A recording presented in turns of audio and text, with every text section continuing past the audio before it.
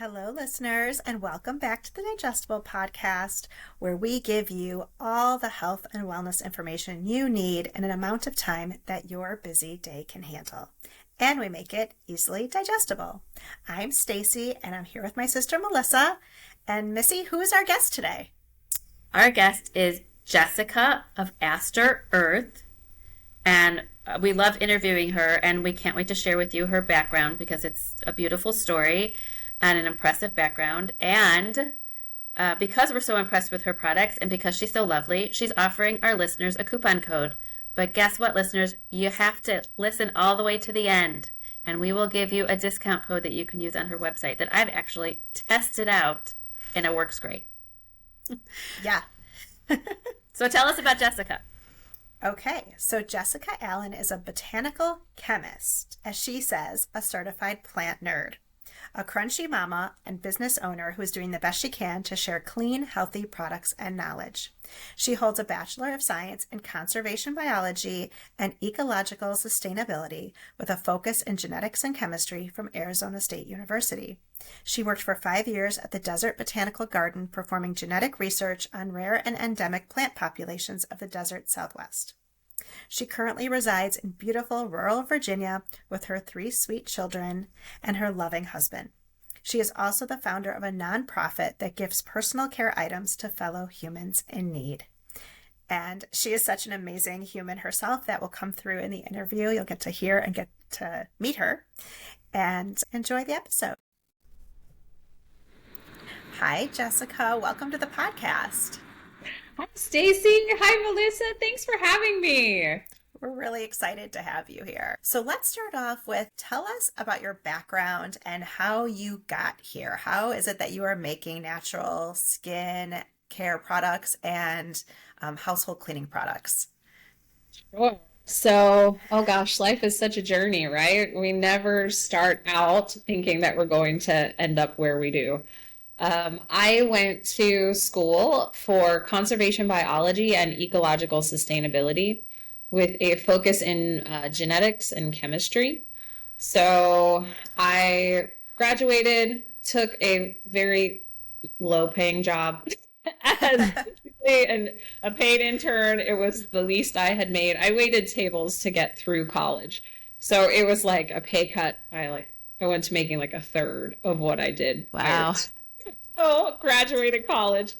But it was a great job. It was the Desert Botanical Garden, which I don't know if you went there, Stacy, when you visited Phoenix, but amazing place. Okay. It's a nonprofit, and their entire focus is preserving desert plants and desert plants from around the world. It's amazing. Wow. And it's like a live museum. So of botany.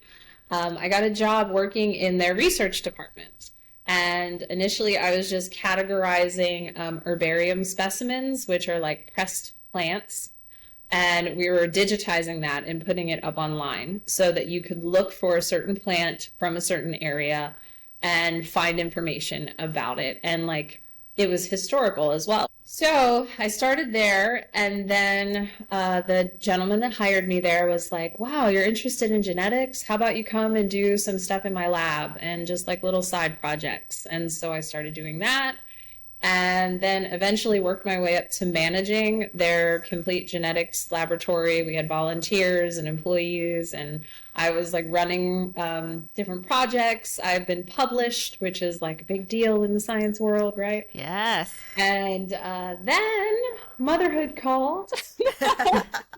As it does.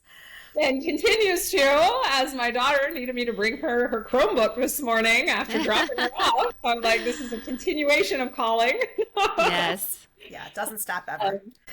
Anyway, I had my first child, and she was born with eczema. Like day 2, home from the hospital, Wow. red, blotchy, irritated. Aw. And I don't know. I mean, first time mom, I was like, I broke her. Like, what did I do?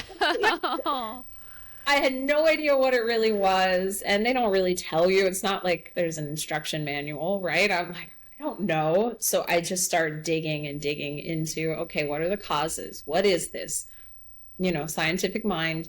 And eventually it got to the point where we had tried every over-the-counter lotion, potion, anything that we could get our hands on to try to clear this up. Because it's your sweet little baby and she's like scratching, like 3 days old scratching. And I'm like, this is not normal. What's going on? Yeah. And so we just ended up doing water baths for the first 6 months because everything either irritated her and made it worse or would like sting when you would put it on, or it just wouldn't do anything. And at about 6 months old, I was sort of finding my bearings again because that first 6 months is a whole journey anyway. But I had made soap previously, just as like a hobby. I learned from a dear friend and I was like, you know what? I know enough about chemistry and holistic living and herbs. I bet I could make a soap to wash her with that would work. Because at 6 months old, she's like into stuff and she's eating and she's crawling. I can't just bathe you with water anymore, child. Like you need something. Right. So I make this soap and I still sell it today. That's just crazy. Wow. It's the bedtime blend. It's lavender essential oil, lavender buds, oatmeal, chamomile, and calendula.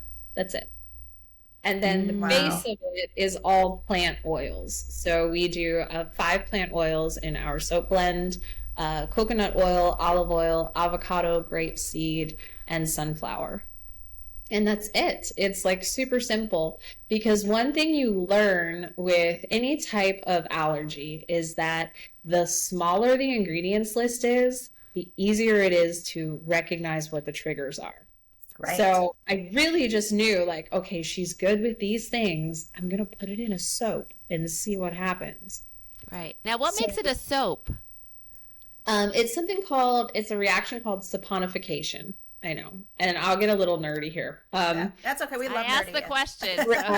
So saponification is when you take a liquid oil and you expose it to something that it's a very basic chemical. What I use is sodium hydroxide. Now, this is where it's very interesting, because with a liquid soap, you use potassium hydroxide and it stays a liquid. To make it a solid, you use sodium hydroxide. The FDA mandates that we list this on our ingredients list. However, I don't know if you're familiar with limiting reagents in reactions, but in every chemical reaction, there's a reagent that ends up getting all used up in the reaction. And then the reaction stops, okay? Because there's nothing left to keep it going. Right. So the limiting reagent in the saponification reaction is sodium hydroxide. A lot of people know it as lye. And so I would always laugh because I would get people that come up to me in the farmer's market, your soap doesn't have lye in it, does it? Well, all real soap has lye used in the reaction, but it's not in there anymore. It's been all used up in the reaction. That's so interesting. It is interesting. A little science lesson in the morning. Yeah. So you were making this soap for your daughter that she could tolerate, which is a beautiful little soap. And then this just became a business? Like, what happened? So when you make it in batches. You always end up with more than like 1 or 2 bars. And I just started giving them away. Like, I gave them away for Christmas gifts, and I gave them away to neighbors and friends. And in the meantime, I had baby number 2 on the way. So I'm like, you know, I'm a mom of 2 under 2, right? And trying to like figure out and navigate what we're going to do. I was pregnant at the time, and I'm like, am I going to stay at the lab? And my husband's like climbing up the corporate ladder, and he has 2 corporate jobs essentially that he's juggling. And he's like, I don't know which one's going to pop off first, so I'm going to keep both. And I was like, well, someone has to raise these kids. So baby number 2 comes along, and I'm like, yeah, I guess it's me.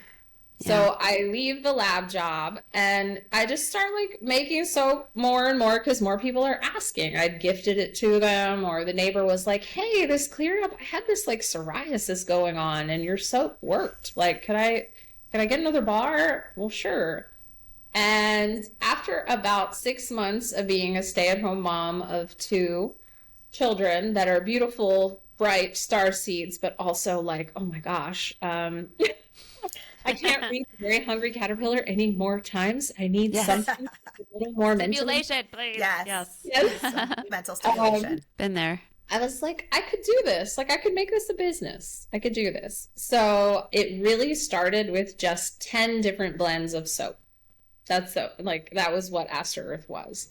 And so this would have been, 11 years ago, 12 years ago. Yeah. And so it's really interesting that it has evolved into what it is now, where there's so many different product offerings. But everything that we offer, I have used. We use in our home, or I use it on my family. So it started with soap, and then it was body butter because I needed something to moisturize their skin with. And then it became laundry detergent too, because a lot of people with skin issues don't realize how important what you use on your clothes really is, because they're next to you all day long. Wow. Right. Yeah. So there are a lot of products out there.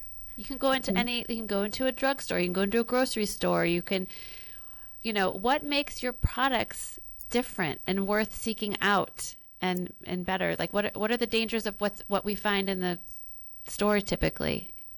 Yeah. I don't know how many people are really ingredients savvy, but a lot of times you flip over the ingredients list of anything and you're going to find, number one, fragrance oils. Like that is a very common ingredient that we see. And a lot of people don't understand that fragrance oils actually covers over 405, I believe it is, maybe 411 different chemicals.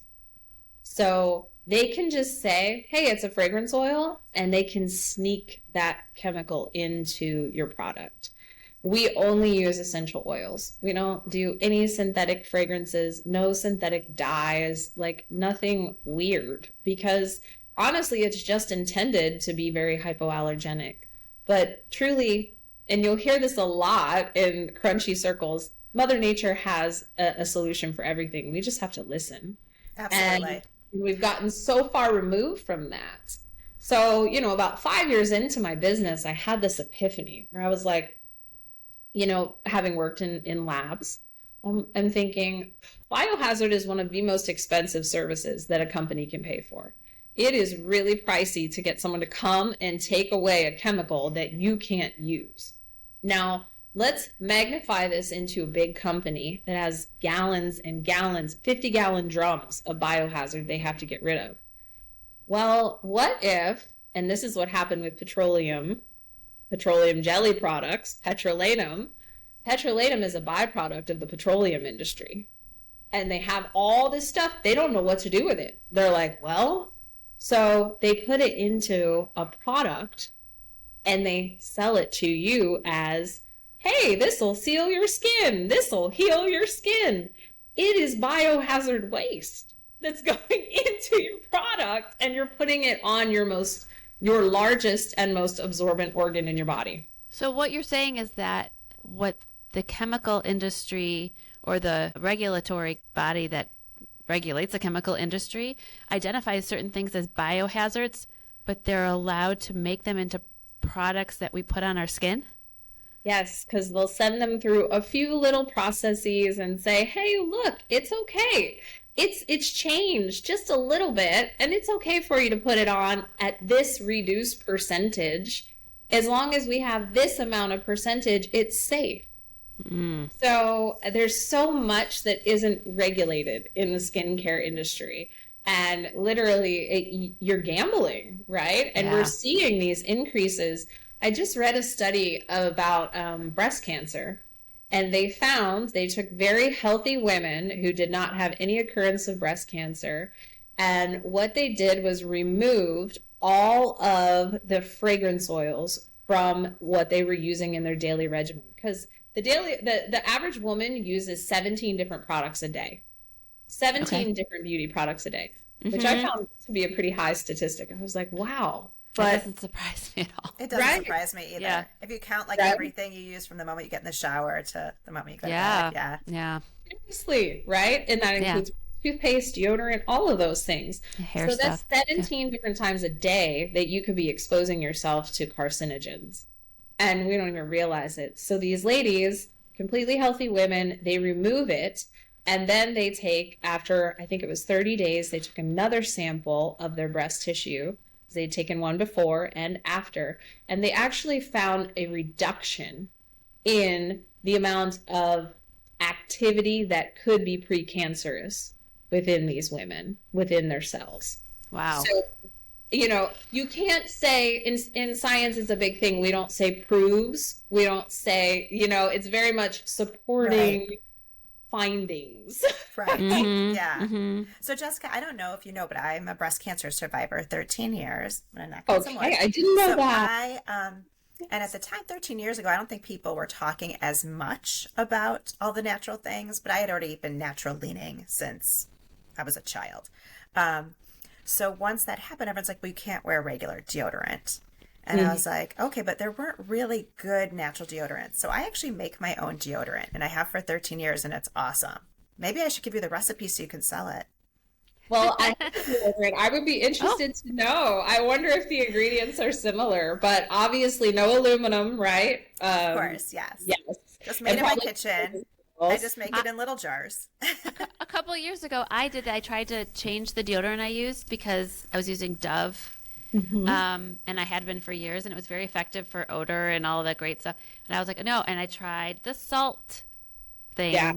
I tried the mineral salt. I tried the Toms and the roll-ons. And I have one now that I would say is like 90% okay, fine, and doesn't have aluminum and has all natural ingredients in it. But it took me like 7 different. I mean, sometimes it can be a struggle to shift to a new product when you're so comfortable with what you're used to. Deodorant is a big one, honestly, because a lot of people don't know that all of the mercury and all of the aluminum build up in your armpits over time. So you were probably using that for years, right, years Melissa? And years. Since he's 12 or 11 or 10. Something. Yeah, right? Yeah. And once you start smelling funky, which is a whole other part of motherhood no one tells you about, eventually they stop smelling like babies. Right. I have 4 large boys, so let me tell you. I know, yes, I know about that, yes. I'm like, whoa. You need to go. The girls, too. The girls at some point, they come home from field hockey practice, and you're like, oh, it's time to start using deodorant. Yes, exactly. We need to have this chat. Yes. Daily showers and Yes. So with our armpits in particular, there's a detox that we have to go through. So you described going through 7 different kinds, but what you probably may not have known at the time is that your body was also like detoxing. It was like, hey, I gotta get all it was a process. I couldn't get over that. I think it was just too hard. Because even my husband said something to me. He's like, I'm smelling BO. I'm like, well, I just started this new... Right. It's so embarrassing because you're like, oh my gosh. And I do feel like in our culture, which I feel like we're getting away from this a little bit, but like, yes, girls, we have BO. We stink sometimes. Yes, we do. So tell me a little bit about this process, though, for those of our listeners who might want to consider. Yes. What does this happen? What we actually do offer is an activated charcoal body wash, which is great for this. So you use the body wash along with the deodorant, and the activated charcoal is going to help pull those toxins out even faster so that you're not going through that purge period for nearly as long. Okay. And then eventually you get to the point, like ours has bentonite clay in it and then magnesium oxide as the base. I don't know if you experience, Melissa, any of them that have like a baking soda or arrowroot. They tend to leave you rashy, which is really fun to have like a bright red itchy rash in your armpit. Yeah, there was one deodorant that made me itchy. I wonder if that was right? added in and there. You're like, this is the worst. So now I'm stinky and itchy. So wait, the charcoal body wash, is that something you can use regularly? Yes, you can use it every day. I have customers that buy it. They're actually on the monthly subscription, and they use it as their regular body wash. That sounds like something good for teenage boys. Does it smell nice, though? Does it smell nice? It's tea tree, which is also detoxing, and then it has sweet orange essential oil in there. Oh, nice. Oh, I know what I'm ordering next from you. That's for sure. Yes. If you Okay. use that in conjunction with the deodorant, you find that actually the more you use it, the less you need the deodorant, because this deodorant has the bentonite clay in there, which is also a mega detoxer, and it pulls out anything that's causing that. We don't actually have strong BO typically as humans. It typically is linked to dietary stuff. I notice if I eat cumin the next day, I'm like, oh yeah, probably do need to wear some today. But typically it's not an issue because I eat pretty clean. I take good care of myself. I drink enough water. And I've gone through that detox period, fortunately, because I was a secret girl. Yeah. Okay. Yep. The roll-on or the spray? Oh, the roll-on. Yeah. And I just think of like all those, right. I saw Now I this think new of all those sprays that we used to use like in high school. hairspray and like Bath and Body Works. Not to Everything was a poo-poo them, but spray. Yeah, no. Okay, so so your ingredients, teach us what we should look for when we're purchasing products. yeah, let's start on a positive note. What should you look for? And the number one thing is very much like dietary. Look for ingredients that you recognize. And number one, a lot of people don't even turn it over and look at the ingredients. So that's a big transition for a lot of people to get into, like, oh, well, what is actually in this? And if you see something you don't recognize, there is this awesome website called, it's ewg.org, Environmental Working Group. Do you know them, Stacy? Yeah. I That's know what it was too. gonna say. Yeah. Really look up any ingredient, and most mainstream products, like your big names, and they'll give you a toxicity score. And they'll show you like which ingredients within the product or any risks associated with the ingredient. It's a phenomenal resource. So if you see something you don't recognize on the label, just like if you're in the forest, why would you take something that you don't recognize and eat it? Like you wouldn't, right? And that's the same with your skin. You absorb it all. So why would you put something you don't recognize on your body?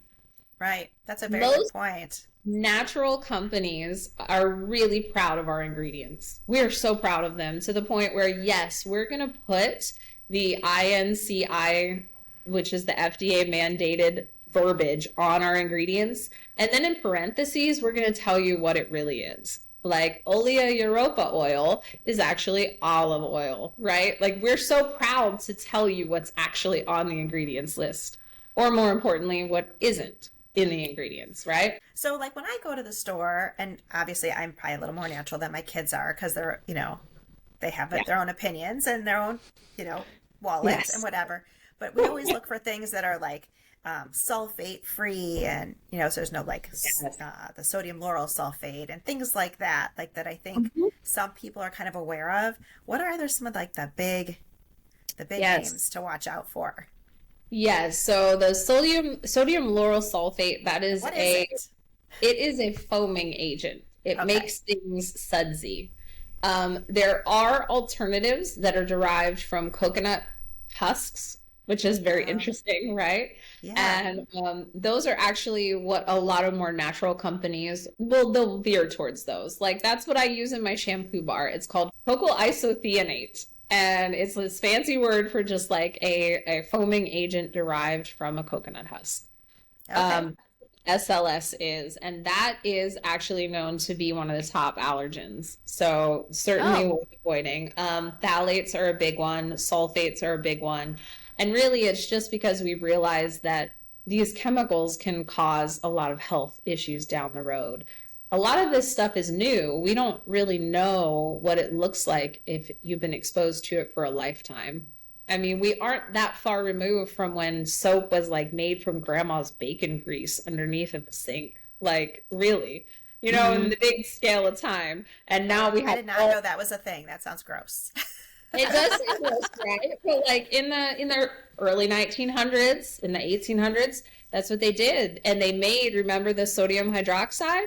They would make that from ashes from fires. It was literally you just soak ashes in water and you get sodium hydroxide.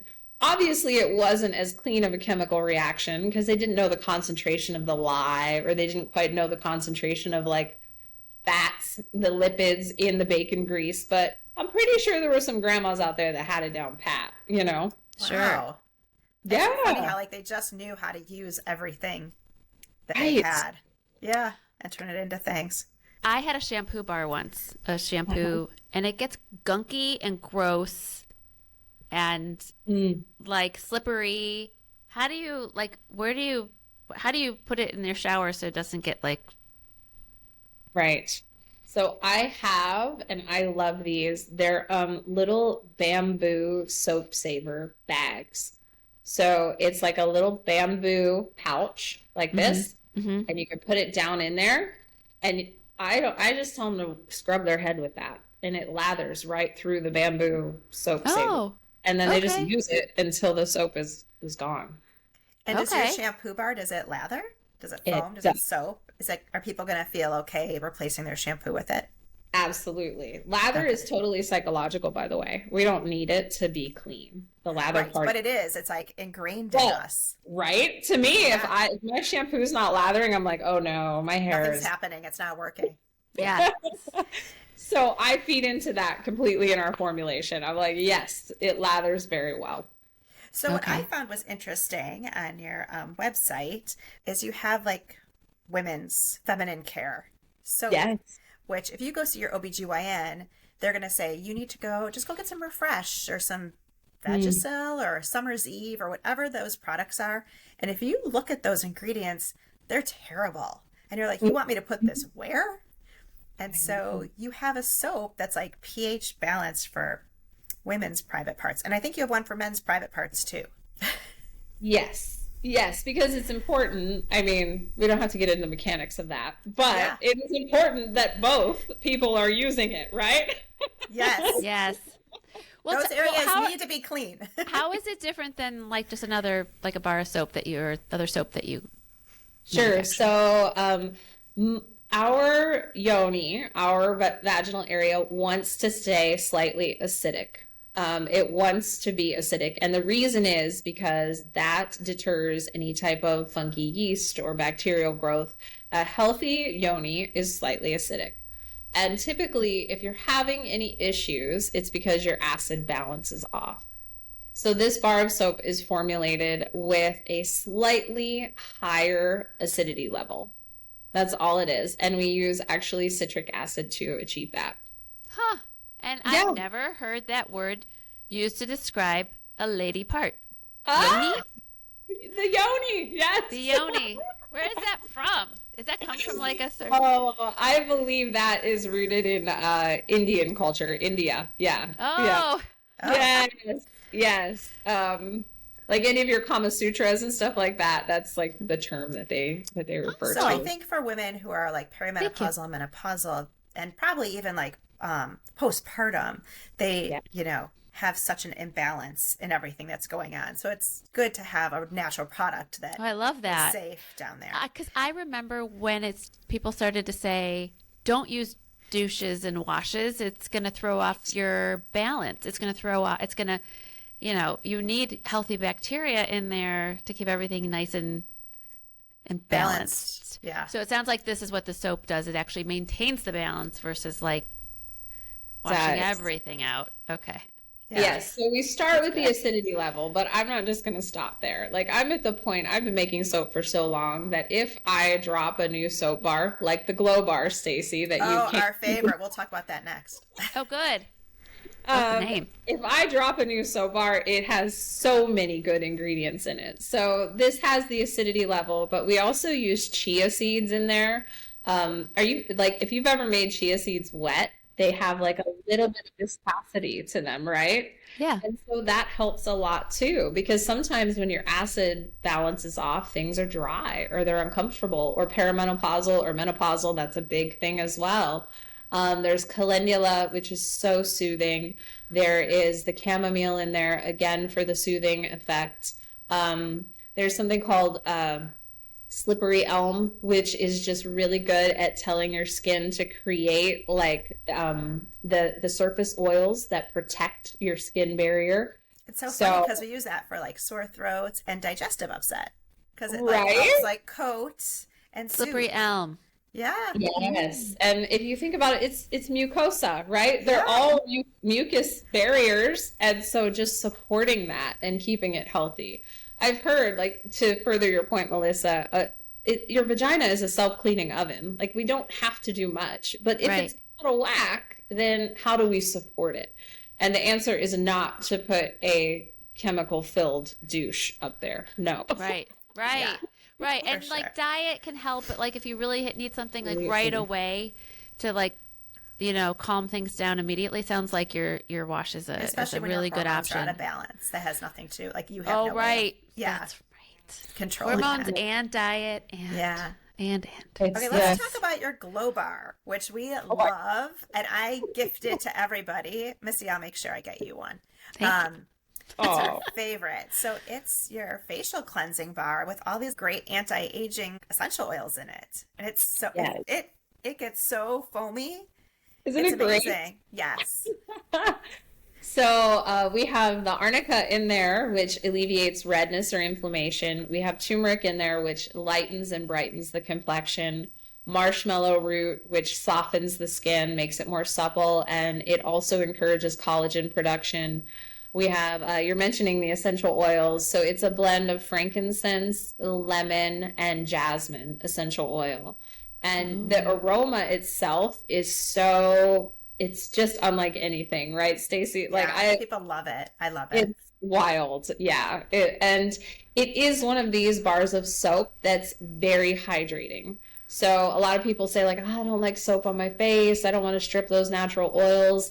It's very, very hydrating and super gentle lather. So you I almost want a glow bar. Yes. Right? I get so dry in the winter. Maybe for the holidays. That'd be your holiday gift. Another wait good one that for you, Melissa, would be the cleanse oil, though, too. We have a facial cleansing oil. So if you're really, really dry in the winter, you can you can shower with the glow bar and then just back it up with the cleanse oil, and you'll be good. Thank you. Yeah. And what's amazing is like you can go to, a department store or one of the cosmetic stores or whatever and spend a fortune on facial products that are loaded with chemicals, that are packaged in plastic. And here you have this beautiful bar that comes in like no packaging other than its little brown little wrapper. And it's so reasonable. And that bar of soap lasts a really long time. It's such like a great find. Oh, good. That's really cool. Yeah, I gift it to almost everybody. It's fabulous. It's one of those that's great for all skin types. Like if you have, if you're breakout prone, it tends to help with that. If you have drier combination skin, it does help with that. It's one of those wonder products. Oh, then maybe Stacey, you can send me a bunch for the young people in my house that I can gift to them for the holidays. Yes, absolutely. Okay. Let me know Look how at this. many. You're making all these sales. You thought you were coming on a podcast, so we're just going shopping. I love it.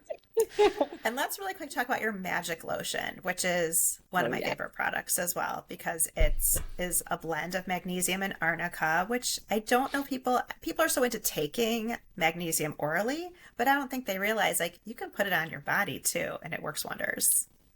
Yes. So hands down, our best seller, honestly, and we call it magic for a reason. This is my personal one, so the label's a little botched up, but this is the one that sits by my bed. The magnesium actually absorbs better through your skin because, like many vitamins, you lose so much in your digestive tract. Your stomach is a very hostile place, which it has to be for healthy digestion. So you end up losing a lot of the magnesium through the digestive process. Whereas if you put it on your skin, the magnesium absorbs through your pores as much as your bloodstream can take up, and then your blood will recirculate and take it throughout your systems and come back and pick up more. So it's actually a much more efficient way to get your magnesium in. Wow. I find that it's our go-to. Do you guys remember the grandpa that used Windex for everything in My Big Fat Greek Wedding? I loved him. Oh my God, I remember Right? that. He would spray it on a pimple. He would spray, yeah. Uh-huh. So that's what this is in our house. My kids fall down, I'm like, oh, put some magic lotion on it, right? Like, put the magic lotion on it, because it really does. The arnica is going to help with inflammation, bruising, swelling, tension, anything going on in that, right? The magnesium helps with circulation. And how many of our illnesses in today's society are linked to poor circulation and inflammation? All of them. Oh, right? Yeah. So if we can mitigate Wow. those two things, it's really going to alleviate so many symptoms. Yeah. Yeah. And the pouches are so fun. That's what we love. Because like you mentioned, Stacey, you can get every drop out of there. I'm telling We're you. talking about this sort of pre-recording, but Jessica has some of her products are just the magic lotion in these pouches. Everything has actually transitioned over to the pouches. We do offer the magic lotion in a 16-ounce pump. But then once you get the first one, the idea is to get the pouch and refill. And refill, because Yes. you said you were finding that because a lot of us have sort of lost faith in that things get recycled. This is something that reduces waste. So these pouches are less. Yeah, because everything used to be in that's why. glass, like big glass bottles. It did. And people were just buying more bottles. They weren't refilling them. Exactly. Yeah. Exactly. Well, and we've had this big transition over the past year, moving from Phoenix, where we were doing all farmers markets. I would say 85% of our sales and customer interactions were face to face. So what you saw, Stacey, was our refillery setup, where we had giant bottles, and people would bring whatever glass vessel they had and fill up whatever they needed, be it for cleaning or home or, face. And then we moved here into this rural space, and we are all e-com now. It was like about December, because we went through our holiday rush, and I had so much breakage with glass, and I was like, you know what, we're transitioning over to pouches. We're doing everything in pouches. So even our laundry detergent comes in a recyclable pouch like that. It's not a spout, but it's a pouch. And then any liquids are going to come in a pouch like that. It just makes it easier. Yeah. It does. Great. And it reduces your shipping costs too. So that's a big thing. It's much lighter. Yes. It's much lighter. So tell us, what are your favorite products, or did we cover them? Are they all your favorites? They're all your babies? It's hard. It's difficult because they are like your babies, right? Like when you formulated this many products, and the reality is what I offer as Aster Earth, that's not the extent of it, because I work with a lot of companies and I formulate their brands as well. Wow. I've done like over 1,000 different formulations for various companies. It's very really cool. Fun. It is cool. It is cool. Yeah. Wow, this is a fun life I've built. That's wonderful. So that being said, the magic lotion is so near and dear to my heart because it's been able to impact tens of thousands of lives. The emails that I get, it's wild. People with neuropathy, people that are having RLS and they couldn't sleep, and then all of a sudden they put this on their legs at night and they're able to rest. Just to know that I can be a little bit of comfort in our world for people is phenomenal. Jessica, how do we and how do you spread awareness about what we put on our skin and healthy skin care products? Yes. Well, I think so many of us are seeking answers right now because we're seeing all of these autoimmune conditions. You know, Stacey, you touched on your experience with breast cancer. So many people are seeking answers as to why our occurrence of diseases is so prevalent in our society right now. And I think really it's stuff like this, you know, getting on and telling people and talking with them. Although I have heard it said that people only hear the message when they're ready. And so like my platform, my social media platform, I'm always on there spreading the message. I don't know if you're ready to hear it, but I'll talk about it. Right. Yeah.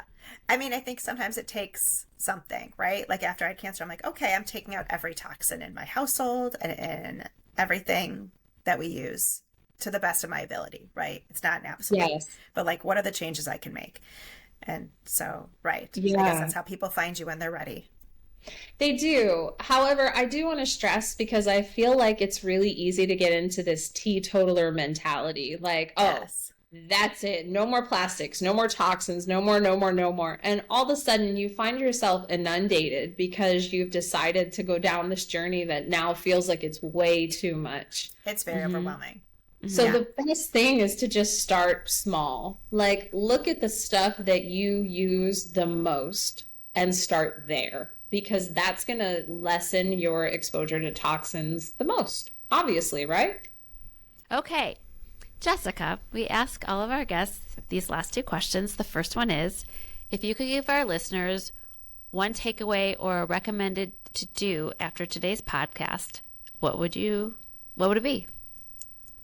Right. I think we touched on this actually. So I'm happy to reiterate.